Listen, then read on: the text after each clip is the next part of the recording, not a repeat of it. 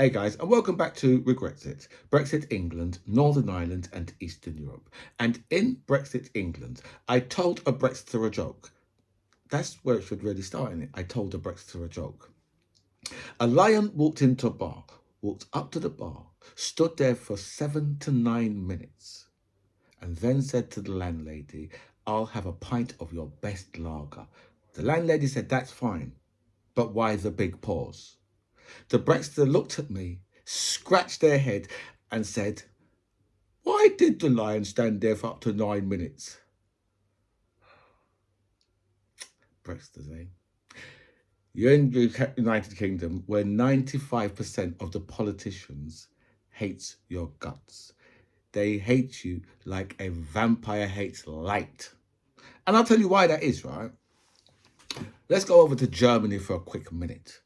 In Germany, they have just extended their travel pass that you can buy for 49 euros. That's right, 49 euros. And this travel card takes you on, I was just about to say planes, trains, and automobiles. But it's actually trams, buses, and trains that you can travel anywhere in the country for 1 month for 49 euros. So if we had that ticket in this country, you would be able to go from London to Leeds to Birmingham to Middlesbrough to Leicester, wherever you wanted to go in this country. You want to go to Scotland, you could go to Scotland, all for the £49. Could you imagine our politicians giving us such a ticket? No. Because you know why? Because they've sold all the shit off to the private sector, and the private sector have to make money, so there's no way they could do that. But because the German government, they own all their own facilities, whether it comes to water, gas, electric, all those things, the German government still own their shit, or at least most of it. Then that's why they can afford to do that. Because you know what? There's no one taking huge profits out of it. And that's why I'll tell you that your government, right? 95% of politicians hate your guts. Just like a vampire hates steak. Steaks. A steak. That's right. Anyway, acid attack. Acid attack, acid attack.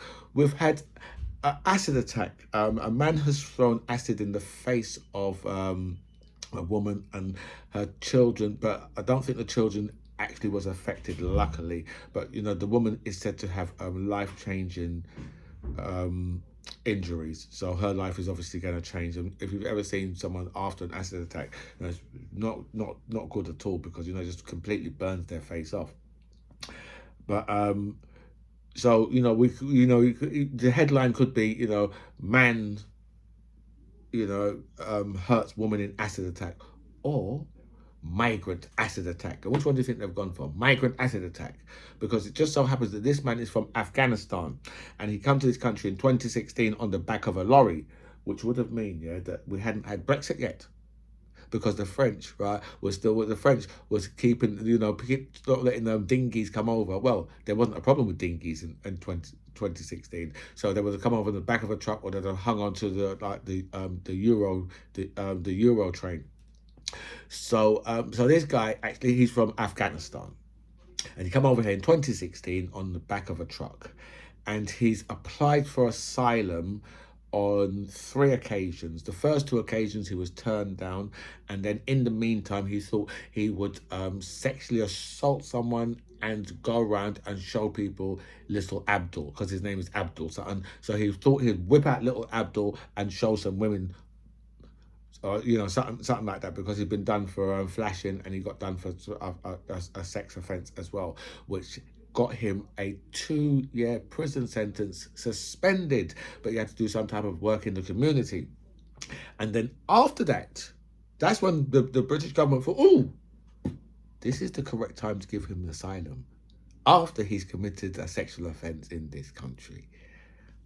So everyone said, well, he should have been sent back. Right, the day when he committed that sexual offence, he should have been sent back to Afghanistan, to Kabul. Send him back to Kabul. What's he doing over here?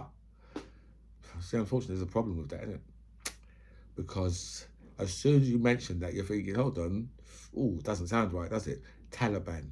How can we send someone back to the Taliban? Because there's no judge in this country that's going to send anyone to Afghanistan. All you have to say is, well, Your Honor, Taliban want to kill me. And the judge would be like, sounds kind of reasonable. You can stay. Because they're a death cult. It's amazing that this country can bomb a country for 20 years, then hand it back to the people like the Taliban, and then wonder why you have Afghans over here who can commit an offence like this, and there's no way you can send them. I mean, we could say, well, he could be the first one we send to Rwanda. Send his ass to Rwanda, and then Rwanda's like, no. We told you, nobody who commits a criminal offence can come to Rwanda. What do you think this is? A country with no law and order? Are you sick? That's what the Rwandans are saying, because this is a whole joke. Now, Britain is stuck with this man, and this man who burnt his own face off, right? If we see, right, I think it's the right side of his face is burnt off, right? When you see, when you see someone commit an offence, and it just so happens that, they're trying to burn out a car or something like that, and they splash petrol all over the car, right? And then you see them go to put the flame in, and it comes back and wafts them and burns the hell out of them, right? Because they don't realise yet that when you're setting fire to petrol, right, you need to be standing away, right? You light the match and throw it, right? You don't light the match and put it. Because it's going to come back on you, especially because it's just the fumes. The fumes will be over you, so it come back over you. Right, so so this guy, right, he burnt. When I tell you he burnt his face off, he needs serious medical attention. I don't think the police are going to find him alive. I reckon he's probably already killed himself, because he needs serious medical attention. His life is finished, because he's gonna get like over 20 years in prison for this attack, and then obviously he can't be deported, because we can't deport people back to the Taliban, so he can't be deported. So the only thing is for them to, if they catch up with him, for them to probably keep him in prison for the rest of his life, because he's far too dangerous to have out on the street. And I mean, when I tell you the state of this guy's face was just like, you know what? That's real poetic justice, what happened to you, right? That it come back and it burnt your own face off. And it really does serve him right that happened. But Britain has got its own self into this position, Britain and America, by bombing the hell out of Afghanistan and giving us no option at all. There's no option other than to keep people like this here. I mean, even now, right, you got people coming over in little boats from Afghanistan. And, their things, well, we want to send them to Rwanda, even though they've been bombing the hell out of these people's countries for the past 20 years. 20 years of bombing, and say, no shelter, just bombs and bullets for you. And welcome back to By Any Means Necessary. Thank you so much for all your messages sent me. A special thanks here to everybody who signed up to my channel. I feel so blessed with so much people that are signed up, so thank you so much for that. I'll go through all your messages. I'll answer as many as I can, but I will like all your messages for definite. And we're going straight over to America, because Donald Trump tells his supporters, you people are a bunch of dummies, and only 2% of the people in this audience could pass the cognitive test that I passed. And I was watching, I thought to myself, well, I'm sure that I should be able to tell the difference between a horse and a hanger. It's amazing that Donald Trump can just tell his supporters how stupid they are in front of their face. One time he said, I love the poorly educated, and then pointed at them. So that, he was on stage, he said, I love the poorly educated, and pointed at them. And they cheered. Just like they cheered when only 2% of the people in the room could pass the cognitive test that Donald Trump keeps going on and on and on about. You have to wonder why someone who is supposed to be Ivy League is even speaking about a cognitive test. I mean, why would you be speaking about that? I mean, you never hear Biden speaking about a cognitive test. Why? Because Biden speaks about politics, and Donald Trump just speaks a load of bullshit. Donald Trump, these judges now, right, the Supreme Court judges are starting to make a decision on whether or not Donald Trump will be allowed on the actual ballot to become the next president. And, you've got a lot of, over 25 federal judges have written have written to the Supreme Court to tell them reasons why. And I think, and there's another 25 scholars, American scholars, that have written to them as well to say to them, listen, these are the reasons why Donald Trump cannot be on the ballot. So there's a lot of pressure from, under for the Supreme Court judges. And I mean, it really is in the Supreme Court judges' interest to say to Donald Trump, no, you're not going to go on the ballot. In fact, what we're going to do here is we're not prepared to deal with this. It's going to be all left down to the states themselves. And, because that's what they should do, and just say, it's out of our hands. We wash our hands of it. It's nothing to do with us, Governor. That's what they should do, right? But whether or not they're going to do something like that, because, Donald Trump is as much a danger to them as he is to everybody else in the rest of the world. So that's what they've, so, if there's self-preservation going on, they're gonna vote to say, well, don't you can't be on the ballot because it spells it out, right? The After the Civil War, it was pretty simple, and the reason why they didn't say, well, you have to be convicted of insurrection, because they just wanted people to understand, right, that you had to just have involvement in an insurrection. That is it. And I mean, there's a lot of them. There's a lot of them, obviously, that's in that's in Congress and in the Senate that had involvement in the insurrection, so that shouldn't be there. Marjorie Taylor Greene obviously is one. Lauren Boebert is another one. Senator Matt Hawley, I think his name is. He's another one. There's quite a few of them, and there's a good few more that should not be in the Senate, should not hold positions of power because they was involved in insurrection. But actually dealing with Donald Trump now, there's a clear path to say, well, Donald Trump did. He was involved in the insurrection. So these judges have to make up their mind now. I just have this feeling that they might just kick it back down.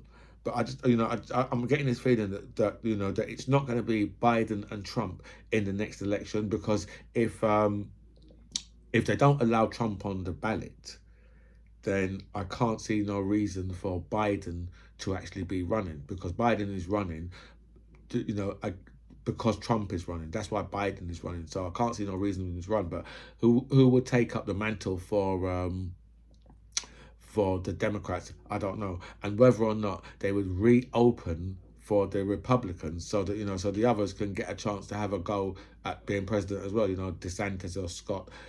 So, and obviously Nikki Haley's the last one left in on that side. So if Donald Trump gets disqualified now, does it immediately just go straight to Nikki Haley, or do they let the rest of them back into because this would be like, it would be unconstitutional, won't it?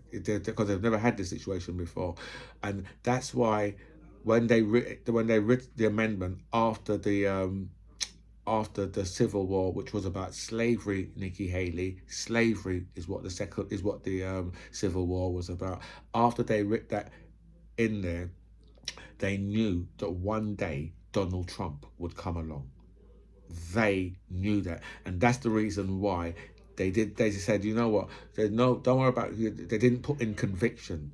They just put involvement, because if you go for a conviction, it would mean that it would more than likely have to go through the Senate, or through Congress, or and then through the courts. If they said, well, he'd have to be convicted, so they'd have loads of different steps, and that way it can be blocked. And then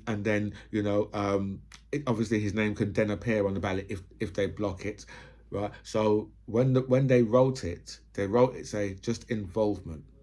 Don't worry about taking these people to court, because that process will take too long, and that person will have a chance of becoming an officer of the United States again.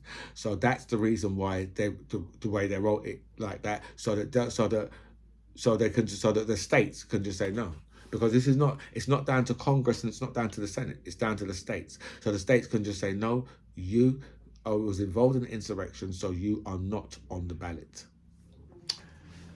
Imran Khan, we're moving over to Pakistan, because Imran Khan has been sent to prison for 10 years. I think he's already doing a 3-year sentence.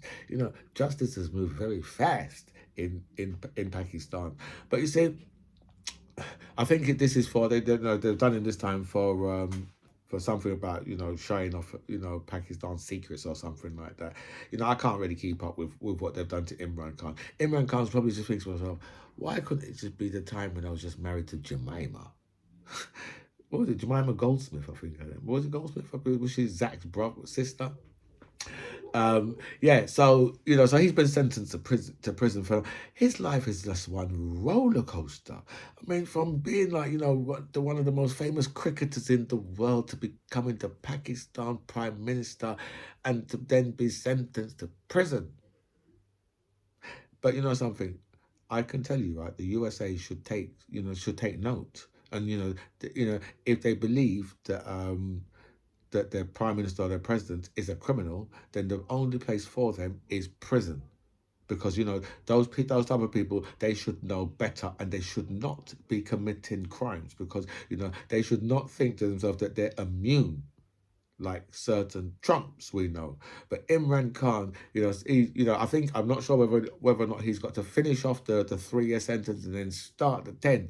But one thing I can tell you about Imran Khan is this: don't write him off, because Imran Khan is the comeback kid. So don't write him off just yet. Dear. Brianna's Killers of Brianna guy. They got 20 years and 22 years respectively. The girl got 22 years, and the young man, he got 20 years, which obviously is because it's an indefinite prison. They've got an indefinite, which is a life sentence basically. It's an indefinite term, which means that even if they do come out and they go on to commit offences, they'll just be dragged back to prison for that offence, because it's a life tariff, so they can always be taken back to, if they do anything, if they ever get out, that is. And the judge has already said said, you know what, the girls, especially her, she should never really come out. And I'll tell you something, yeah, when you listen to what she's been up to, you just have to say, this is just pure evil. This girl was absolutely, definitely born evil. The boy, I think he's one of them who's just carried along. Like in the Bulger case, right? Because you've got two of them. You've got Venables, and you see the other one, because the other one, I can't remember what his name is now, because one of them he's been in and out of prison from since, and he keeps on going back. I think he's still in prison now. He keeps on going back because he was trouble, and he led the other boy, because I'm not saying the other boy, like, didn't play his involvement, but his involvement would have been pushed a lot would have been pushed along much by Venables. And the same with this girl. She was the driving force. If he hadn't have met her, he may well have not gone on to do something like this. But because he actually met her, she was always going to turn out to be a murderer. Because I think she tried to poison one girl at a school, and then she went to the new school, which was Brianna's school, and she tried to poison Brianna as well there. And the old school didn't tell the new school who this person was, what they tried to do. So at least the teachers, at least if you're going to take this person into your school, which you wouldn't do, once you find out what she had done in the old school, you'd be like, no, no, no, no, no. I think that she needs to go to a unit where there's just like one-on-one, because she's far too dangerous to have her around any other people if she's going to try to be poisoning people. And she's like she's 15 or 16 years old, and she's trying to poison people to kill them. So and then when you hear the transcripts and all these things, she was clearly egging the whole situation on. So so it's going to be a long time since till these two. I suspect that after 20 years, 20. Hold on, let's see, just 20, maybe 24, 25 years, he'll be out. But I don't think that she should ever be there. I think she's like a Myra Henley type character, and if she hadn't had started this age, she would probably found herself a husband that that they could go around and find women and murder them. I think that's what her life would have been, because apparently she's been obsessed with, like, well, I think both of them have been obsessed with like serial killers, and she's got an app of people handing out death sentences, and she's got an app, and I was like, I didn't know there was such an app existed. I thought you'd have to search deep on the dark web for that type of thing, but apparently she's got an app. The DUP will be returning to government at midday today, and that's Saturday the 3rd. Happy birthday, Paula. It was Saturday the 3rd of February. So the DUP will be returning to power sharing, where they will be the minority, because for the first time ever, Sinn Féin will have the first minister, and DUP will have the second minister. And it doesn't really mean anything. It's just who shakes hands with the dignitaries first. That's all it is. But the DUP have had it all the time, and that's the real reason. That's the real reason why they're really pissed, because of that. But you see, because the DUP, and you know what we call them, the people who do not understand politics, them themselves, I would say if there was 10 steps, right, to reunifying Ireland, I would say that they've taken between 4 to 5 steps to reunify Ireland. And that's why I tell you, these people, they don't understand politics, because their stupid actions, right, in supporting Brexit was the thing that was what has really put this all back on the table. And now you've already got Sinn Féin, who is going to be the dominant force, right, in Stormont. And the DUP are so pissed about that. But because these Egypts all the time, right, listening to leprechauns. And you know what that's like? Listening to leprechauns. I made the mistake listening to the little flipping dwarf from over in Scotland, the little leprechaun who led us all up the wrong way. You see? And all now, I mean, Sturgeon has done so badly, and people really dislike her now, and she's let so many people down that Labour and the SNP are neck and neck in Scotland, and they should never be neck and neck. The SNP should have been way, way, way ahead from all the time, and they should have never been able to catch them back up. No one should have been able to catch them back up. If they had studied in politics in Scotland, right, showing England, right, how a country should really run. I mean, they do run it slightly better, but still, their main focus of independence has been the bane of their life, because what they should have been doing, they should have made sure that their NHS was like the best in Europe. They should have made sure they had the best roads in Europe, the best education system in Europe. That's what they should have been going for, because Scotland, Scotland produce a lot of stuff. They've got their own oil, and they've got and they've got their own I think that's where the nuclear submarines are kept and made, and all those stuff, right? And obviously they've got whiskey, right, which is which is one of the main trades that comes out of Scotland, whiskey. So they could have been doing, they could have showed England, this is how you, and then said to the people, listen, you know what, we need to break away from them. We need to get the hell away from the people. Because first of all, they don't like haggis, and they're always taking the piss out of our guts. A Tory MP cannot afford his mortgage. This must be the cost of living crisis. When the Tories said, that we're all in this together, they was actually serious. Because one of them has said, you know what, I can't afford my mortgage, right? So I'm having to leave and, go and find a job in the private sector because I can't afford my mortgage. Talk about, someone who is on 92 grand, and he can't afford his cost of living. That is how badly the Tory, and Rishi Sunak, just when Rishi Sunak was told this in Prime Minister's questions, he was just like, yeah, but this and something about this relief and that relief, and extended this and extended. I mean, people can't afford their mortgages, right? And you're telling them, oh no, actually you can. Stop whining.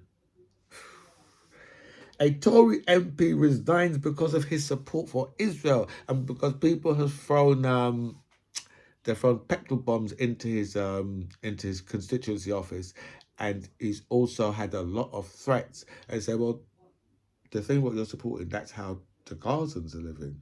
You know, they're not. I mean, they're not having petrol bombs. I mean, they're having real bombs flattening their buildings, and they're listening to, you know, you know, Israeli politicians in the Knesset talk about them in some of the most derogative ways. You know, the way they're speaking about them was brought up in the claim that South Africa brought against them in the international court. So listen how these guys are talking in the genocidal way. So if this politician, you know, thinks that anybody should feel sorry for them, I don't feel sorry for them if they've been chased out. You know, if people are issuing death threats to them or their offices have been burnt out. Like, I don't agree with that stuff. But you know what? I'm not going to lose any sleep over people who support genocide. Lord Cameron has been in the Middle East and telling them, listen, a two-state solution is needed, and the Israelis are pissed. And if you notice, so many politicians in this country have come out to tell us as to why there can't be a two-state solution. So you'll be giving in to Hamas. But the real truth is, right, they're prepared for this situation to carry on for the next 100 years. These politicians, none of them have the will to deal with Netanyahu. Netanyahu is committing war crimes. The man is committing genocide. You know, Israel have been committing an apartheid for 8 decades. And the world has been turning away, just not watching, just pretending it's not been going on. Back in the day, when Israel was first, when the Israelis first went over there, right? Remember that these people, they murdered a lot of British soldiers and all those type of things, right? So that they could get to do what they're doing now. And the Brits now are just like, oh well, we've forgotten about that. So why the Queen would never go on? I don't think the Queen. I'm not sure if the Queen ever went to Israel, but that's what they done. They murdered loads of British soldiers. So, it's just amazing that the Brits now can turn around and say, well, you know what? Don't worry about that, right? Because we're still on your side. You can carry on murdering the Palestinians for another 8 decades. French farmer blockades. French farmers they're blockading the motorways because they're saying that the government is allowing too much competition and it's hurting their businesses. When I say to you, right, that our politicians hate the bones off of you, this is one of the reasons why. Because look how the French, they're still together. Not like our farmers in this country who was, let me just think of the words, it was divided and conquered. Long time ago. Sold himself out, right? Sold out the farmers union, right? So that, so if they want to do anything, they're not all together. They sold themselves out, right? They sold themselves out to people like Tesco's or to Sainsbury's or to Asda or to all those supermarkets. They just went round to all these farmers and said, listen, you know what? I'll take all of your stock. Don't worry about the farm next door. He's going to go bankrupt. Right? Rather than staying in the union and saying, no. We're all together. So you have to deal with all of us. Yeah, because we all want a small piece of, the larger pie, rather than you saying to this person, well, we'll give you a big piece of the pie, yeah? And forget about those fools. Because those people are idiots. They haven't got your interest, have they? What interest of yours have they got? So over here, our farmers managed to sell themselves out. That's why the French farmers have got so much. I mean, just literally the unions in France have got so much power because the people of the country support the unions, who actually are the people of the country. Like when the Tories say to you, we're here for hardworking people, and in the next breath they said, those union barons. Same hardworking people they're talking about. You say, well, is there other hardworking people that you're talking about? No, they're talking about the same hardworking people that that in the next breath, they'll call them union barons and how they're sucking the life out of the country. And let's speak about some Brexit, even though that was a Brexit story with the French farmers, really. Andrew Leveson says, higher prices are a price we pay for sovereignty. After this woman was, convincing people back, before Britain left, oh, there'll be no changes. There'll be no changes. But, David Davis, oh, they need us, more than we need them. Turns up with no paperwork to the first meeting. Why would it be in the EU's interest not to give us the same kind of deal that we've already got? And all this time, the EU politicians were saying, actually, no, you're not going to get that because you cannot cherry pick. And now you've got Angela Leibson, right, thinking that people can't pull up old interviews of her when she was saying there will be no changes, there will be no higher prices. And now higher prices, right, is the price we pay for sovereignty. Even though our sovereignty has been removed, we have lost our sovereignty. We have less sovereignty, right, than the Europeans have of ours. They've got around 55%, right, of our sovereignty because they could tell us whatever they want to do. They could say, something, every socks you produce, we want you to sew raw cheese into it. Every sock, raw cheese, and that's how you sell them. And we'll just have to, okay, we'll do that. Anything else? Post-Brexit food labelling rules, and I believe this is what the DUP have brought in, right? So it's post-Brexit food labelling rules will lead to higher prices, says the industry. And the reason why they've got to do this because now, they're going to, there's going to be frictionless trade between England and Northern Ireland.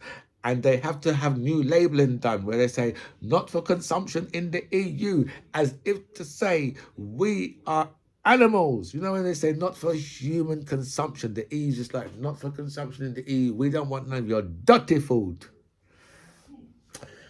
Boris Johnson is trying to sabotage the Northern Ireland deal, and because Boris Johnson has been a pain in the backside for Rishi Sunak ever since he's left, Boris Johnson's on the sidelines sniping at Rishi Sunak as if to say, you know what, you wasn't the man who sold us an oven-ready deal because, the deal what Boris Johnson sold us, we shouldn't be going through any of this shit now. This should have all been salted. But Boris Johnson has the cheek, the audacity, the liberty to sit on the sidelines and tell people that Rishi Sunak doesn't have the courage to step away from the EU. And by us, right, signing this new deal, right, to get Stormont back up and running, this is going to keep us closer aligned to the EU's rules. As if to say Britain has any say-so in that.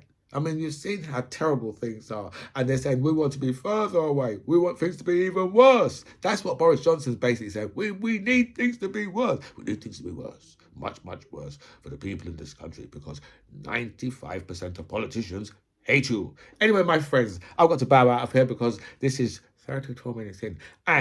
But I think the last video I done was Monday. So, this is Saturday of the rare weekend. So, my friends, this is By Any Means Necessary. I'm the MC John Ribs. It was really nice to speak to you guys. Comments below.